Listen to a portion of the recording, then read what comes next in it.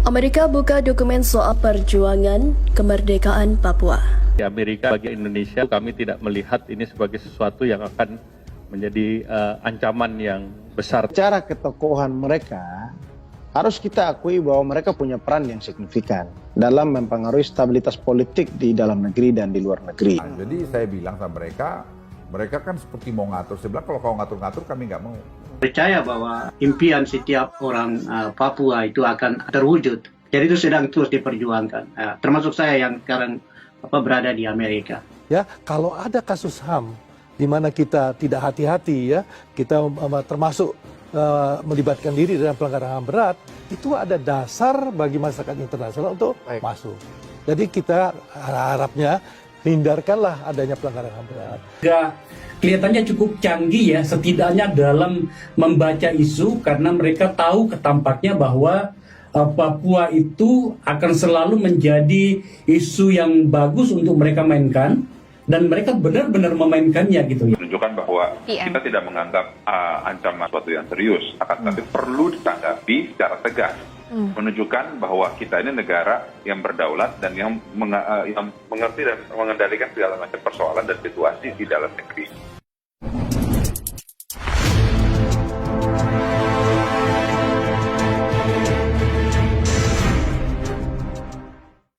Amerika buka dokumen soal perjuangan kemerdekaan Papua.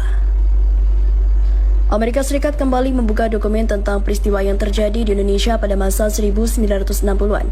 Salah satu arsip yang telah dideklasifikasi adalah tentang perjuangan Papua meraih kemerdekaan.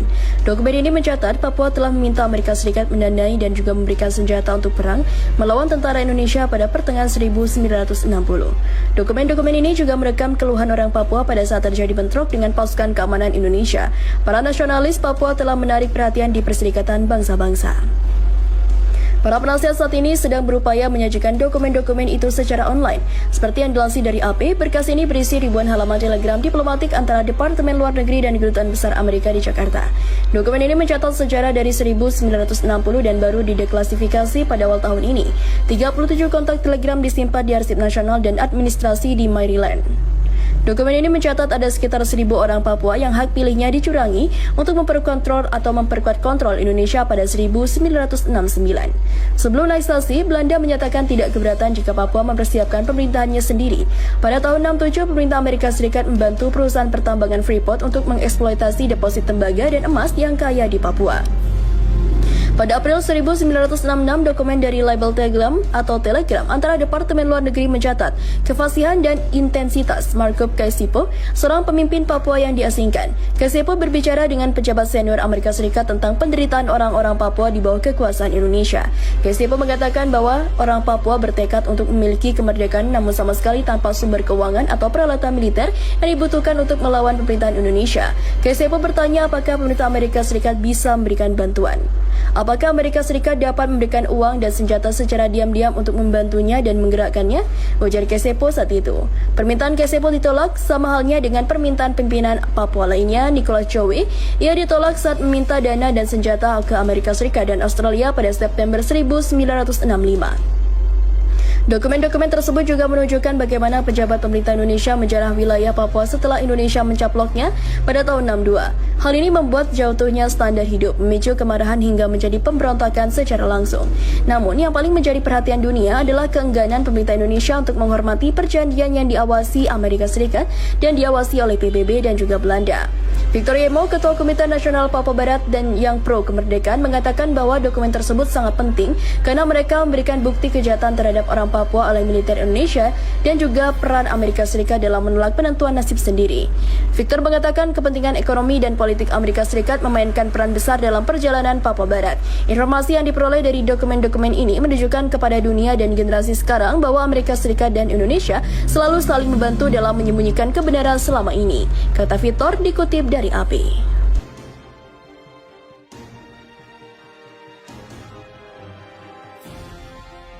DPR ingatkan Joe Biden tak politisasi isu HAM di Papua.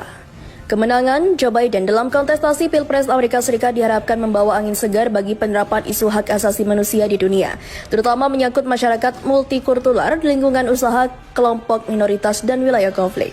Bahkan tidak tertutup kemungkinan bagi Amerika untuk ikut campur terhadap negara-negara yang tuding melakukan pelanggaran HAM, ujar anggota DPR di Dapil Papua Barat Jimmy Daminus-Iji dalam keterangannya. Lebih lanjut, Jimmy berharap nantinya kepemimpinan Biden tak mempolitisasi isu HAM yang ada di Papua, mengingat Amerika sendiri dianggap memiliki peran mengintegritaskan Papua. Sebelumnya, Irian Barat ke dalam wilayah NKRI.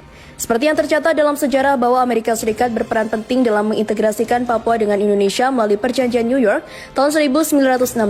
Kemudian dilakukan PPRA dengan hasil bagian atau sebagian besar rakyat Papua memilih bergabung bersama Indonesia, jelasnya. Melihat begitu keratnya atau kuatnya peran Amerika Serikat dalam integrasi Papua di dalam wilayah NKRI tersebut, maka politikus PDIP ini menilai sudah seharusnya komitmen tersebut tetap dijaga oleh pemerintahan baru Amerika Serikat di bawah Joe Biden. Jika tidak perlu Amerika Serikat tiba-tiba bertindak sebagai kampiun penegak HAM di dunia yang berhak menginterferensikan penegakan HAM di setiap negara termasuk dalam masalah Papua, tandasnya. Di sisi lain, Jimmy berharap Presiden Joe Biden mampu membawa kebijakan diplomasi dalam masalah Papua dengan prinsip penegakan HAM yang lebih berfokus pada upaya peningkatan kesejahteraan rakyat Papua dengan berbasis pada pemanfaatan kekayaan sumber daya alam. Hal itu menurutnya lebih baik daripada hanya membawa isu HAM di tataran politik atau elitis. Mengingat selama ini Papua dan Papua Barat masih menjadi provinsi termiskin di antara provinsi lain di Indonesia. Walaupun selama ini pemerintah Indonesia telah menempuh kebijakan otonomi khusus bagi Papua dan Papua Barat, jelasnya.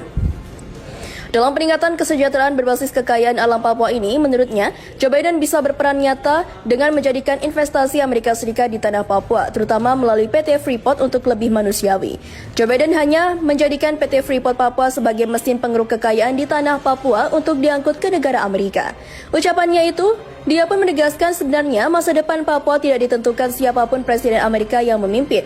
Karena meski Amerika mengusung isu-isu HAM, tapi secara bersamaan juga menjadi bagian yang tak terpisahkan dari negara kapitalis yang selalu mencari wilayah-wilayah untuk menanam dan juga mengakumulasi modalnya. Apalagi dalam kenyataannya, investasi PT Freeport selama ini sebenarnya adalah penyumbang terbesar pelanggaran HAM di Papua. Pungkasnya.